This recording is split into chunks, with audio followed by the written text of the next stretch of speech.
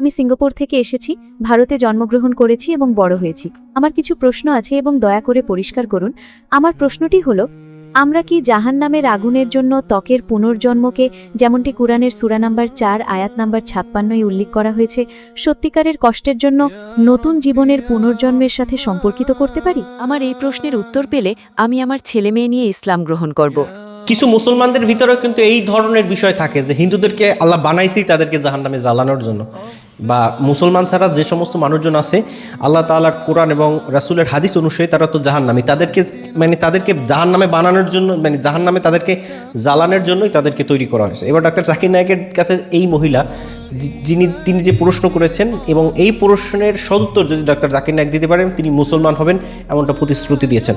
Doctor Zakir Naik তার প্রশ্নগুলো শুনলেন এবং এখানে যে প্রশ্নটা, এই প্রশ্নটা আমি মনে করি মনে এই প্রশ্নটা অনেক মুসলমানের ভিতরেও কিন্তু উদয় হয় যে হিন্দুদেরকে আল্লাহকে তাহলে কেন বানাইছে? আল্লাহ চাইলেই তো যে কাউকে হেদায়েত দিতে পারতো, তাইলে তাদেরকে আল্লাহ হেদায়েত দেয় না কেন? তাদেরকে জাহান্নামে পাঠাচ্ছে কেন? আল্লাহর হুকুম ছাড়া তো গাছের পাতাও লড়ে না। তো এই ধরনের প্রশ্ন কিন্তু অনেক মানুষের ভিতরেই, আমি বিশেষ করে মুসলমানদের ভিতরেও এই ধরনের প্রশ্ন আমি দেখেছি। এবার ডক্টর জাকির নায়েক এই হিন্দু বোনটির কি উত্তর দিলেন এবং শেষ পর্যন্ত কি হলো, মুসলমান হলেন কিনা, চলুন আমরা ডক্টর জাকির নায়েকের কাছে যে প্রশ্নটা করেছে এবং ডক্টর জাকির নায়েক যে উত্তর দিয়েছে পূর্ণাঙ্গ প্রশ্ন উত্তর পর্বটি একটু শুনে আসি। আমার নাম রেবতী। ভাই জাকির, আমি আপনার অনেক বড় একজন ভক্ত। আপনার আলোচনা এবং বক্তব্য শুনে আমি অনেক কিছু জেনেছি ইসলাম এবং তুলনামূলক ধর্মের উপর। আমি কুরআন পড়ছি এবং আমার অনেক মুসলিম বন্ধু আছে। আমি সিঙ্গাপুর থেকে এসেছি, ভারতে জন্মগ্রহণ করেছি এবং বড় হয়েছি। আমার কিছু প্রশ্ন আছে এবং দয়া করে পরিষ্কার করুন। আমার প্রশ্নটি হলো, আমরা কি জাহান্নামের আগুনের জন্য ত্বকের পুনর্জন্মকে, যেমনটি কুরআনের সূরা নাম্বার 4 আয়াত নাম্বার 56 উল্লেখ করা হয়েছে, সত্যিকারের কষ্টের জন্য নতুন জীবনের পুনর্জন্মের সাথে সম্পর্কিত করতে পারি? ধন্যবাদ। বোন খুব সুন্দর একটি প্রশ্ন করেছেন। তিনি বলেছেন যে আমরা কি সম্পর্কিত করতে পারি। তিনি বলেছেন যে তিনি আমার বক্তব্য শুনেছেন এবং তিনি মুগ্ধ, আলহামদুলিল্লাহ। এই কারণেই তিনি রেফারেন্স দিয়ে উদ্ধৃতি দিচ্ছেন, আলহামদুলিল্লাহ। তিনি বলছেন যে কুরআনের সূরা নিসা সূরা নাম্বার 4 আয়াত নাম্বার 56 বলা হয়েছে যে ত্বক প্রতিস্থাপন করা হয় যাতে তোমরা ব্যথা অনুভব করতে পারো। এটি কি পুনর্জন্মের মতো বারবার আসা, বারবার ফিরে আসা এবং একজন মানুষ এই পৃথিবীতে আবার জন্মগ্রহণ করে? বোন, দুটি আলাদা বিষয়। কোরআনের সূরা নিসা সূরা নাম্বার 4 আয়াত নাম্বার 56 যা বলা হয়েছে যে যারা আমার নিদর্শনকে প্রত্যাখ্যান করবে আমি তাদেরকে জাহান্নামের আগুনে নিক্ষেপ করব, এবং যখনই তাদের চামড়া পুড়ে যাবে আমি তাদেরকে নতুন চামড়া দেব যাতে তারা ব্যথা অনুভব করতে পারে। আগে বিজ্ঞান মনে করত কেবল মস্তিষ্কই ব্যথা অনুভব করার জন্য দায়ী। আজকে আমরা জানতে পেরেছি যে ত্বকে ব্যথা রিসেপ্টর রয়েছে যা ব্যথা অনুভব করার জন্য দায়ী, যা আমরা আগে জানতাম না। কোরআন বলে যে ঈশ্বর নতুন চামড়া দেবেন যাতে তারা ব্যথা অনুভব করতে পারে। বৈজ্ঞানিকভাবে এটি প্রমাণিত। কোরআন সূরা নিসা সূরা নম্বর 4 আয়াত নম্বর 40 বলে আল্লাহ সুবহানাহু ওয়া তাআলা সামান্যতম পরিমাণও অবিচার করেন না। এর মানে হলো তিনি খুবই ন্যায়পরায়ণ। উদাহরণস্বরূপ ইতিহাস আমাদের বলে যে হিটলার 60 লক্ষ ইহুদিকে পুড়িয়ে মেরেছিল। আজ যদি আমাদের আইন হিটলারকে ধরে, আপনি কি শাস্তি দিতে পারেন? সর্বোচ্চ আপনি তাকে মেরে ফেলতে পারেন। এটি একজনের জন্য প্রযোজ্য হবে। বাকি 59,99,000 মানুষের কি হবে যাদের সে হত্যা করেছে? আখিরাতে, পরকালে সর্বশক্তিমান ঈশ্বর বলেছেন যারা আমার নিদর্শনকে প্রত্যাখ্যান করবে আমি তাদেরকে জাহান্নামের আগুনে নিক্ষেপ করব। যখনই তাদের চামড়া পুড়ে যাবে আমি তাদেরকে নতুন চামড়া দেব। সর্বশক্তিমান ঈশ্বর যদি হিটলারকে 60 লক্ষ বার পোড়াতে চান তিনি তা করতে পারেন। 1,20,00,000 বার তিনি তা করতে পারেন। এটি পরকালে শাস্তির একটা উদাহরণ। এটি পুনর্জন্ম চক্রকে সমর্থন করে না।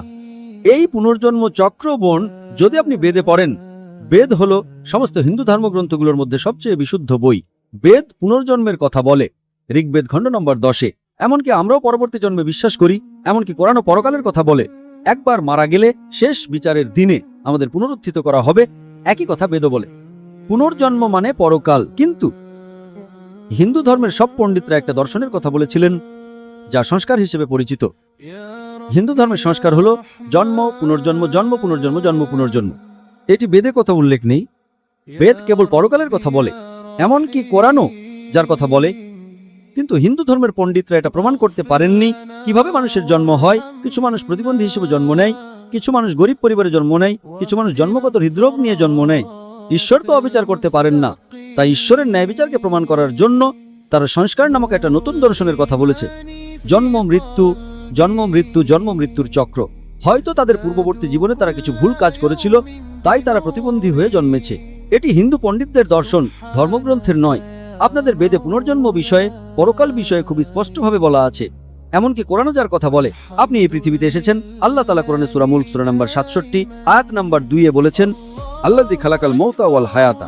আল্লাহ মৃত্যু এবং জীবন সৃষ্টি করেছেন যাতে তিনি তোমাদের মধ্যে পরীক্ষা করতে পারেন যে তোমাদের মধ্যে কে কর্মে উত্তম। সুতরাং এই পৃথিবীতে আপনার জীবনে কেবল একবারই জীবন রয়েছে। একবার আপনি মারা গেলে সর্বশক্তিমান ঈশ্বর শেষ বিচারের দিনে আপনাকে পুনরুত্থিত করবেন। বেদও তাই বলে। একইভাবে যদি আপনি ভগবদ্গীতা পড়েন, ভগবদ্গীতা বলে যে কিভাবে একটি আত্মার শরীর পরিবর্তন করে, কিভাবে একটি শুঁয়োপোকা যখন কোনো পাতায় যায় সে নতুন একটি পাতায় লাফ দেয়। একইভাবে আত্মা একটি নতুন শরীরে পরিবর্তিত হয়। একবার হওয়া নিয়ে আমাদের কোনো সমস্যা নেই, কিন্তু একাধিকবার হওয়াটা পুরোপুরি ভুল। এখন আমি এর ব্যাখ্যা দেব ইসলাম এই বিষয়ে কি বলে। এখন আপনি আমাকে প্রশ্ন করবেন, ঠিক আছে, যদি হিন্দু পণ্ডিতরা ভুল হয় তাহলে কোরআনের ব্যাখ্যা কি? ইসলামে যেমনটা আমি উল্লেখ করেছি, আল্লাহ বলেন সূরা মুলক সূরা নাম্বার 67 আয়াত নাম্বার 2, আল্লাযী খালাকাল মাউতা ওয়াল হায়াতা। সর্বশক্তিমান ঈশ্বরই মৃত্যু এবং জীবন সৃষ্টি করেছেন এটা পরীক্ষা করার জন্য যে তোমাদের মধ্যে কে কর্মে উত্তম। সুতরাং মনে জীবনটা হলো পরকালের জন্য একটা পরীক্ষা। প্রতি বছর যখন আপনি পরীক্ষায় বসেন, প্রশ্নপত্র তো পরিবর্তন হতেই থাকে, ঠিক না ভুল? ঠিক। একইভাবে সর্বশক্তিমান ঈশ্বর বিভিন্ন মানুষকে বিভিন্নভাবে পরীক্ষা করেন। কোরআন বলে যে আপনার সন্তানরা আপনার জন্য একটা পরীক্ষা। কোরআন বলে যে আপনার সম্পদ আপনার জন্য একটা পরীক্ষা। তাই সর্বশক্তিমান ঈশ্বর কিছু মানুষকে গরিব হিসেবে জন্ম দেন, কিছু মানুষকে ধনী হিসেবে জন্ম দেন। গরিব মানুষ, তার কোনো জাকাত নেই, সে জাকাতে 100-র মধ্যে 100 নাম্বার পেয়ে যায়।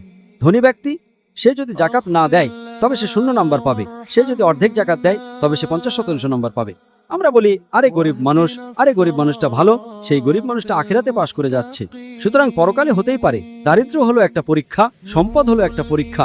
আপনি সর্বশক্তিমান ঈশ্বরের আদেশ মানছেন কিনা। কুরআন বলে যে এমনকি আপনার সন্তানরাও একটা পরীক্ষা। হতে পারে খুব ধার্মিক একটা দম্পতি আছেন, সেই দম্পতির এমন একটা বাচ্চা জন্মালো যার জন্মগত হৃদরোগ আছে, সেই বাচ্চা কোনো পাপ করেনি। কুরআন বলে প্রত্যেকটি শিশুই মাসুম হিসেবে জন্মায়, প্রত্যেকটি শিশুই নিষ্পাপ হয়ে জন্মায়। এটা বাবা মায়ের জন্য একটা পরীক্ষা যে বাবা মায়ের কি এখনো সর্বশক্তিমান ঈশ্বরের উপর বিশ্বাস আছে কি না। যদি বাবা মায়ের বিশ্বাস কম থাকে তবে সে অভিযোগ করতে শুরু করবে যে এ কেমন ঈশ্বর, আমি এত প্রার্থনা করেছি তবুও সে আমাকে এমন একটা সন্তান দিচ্ছে যে প্রতিবন্ধী।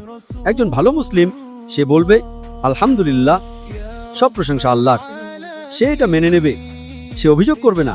তাই হয়তো সর্বশক্তিমান ঈশ্বর সেই বাবা মাকে জান্নাতে একটা উঁচু সম্মান দিতে চান।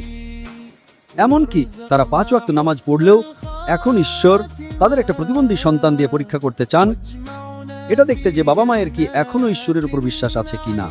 যদি তারা পরীক্ষায় পাশ করে তবে তারা জান্নাতে একটা উঁচু সম্মান পায়।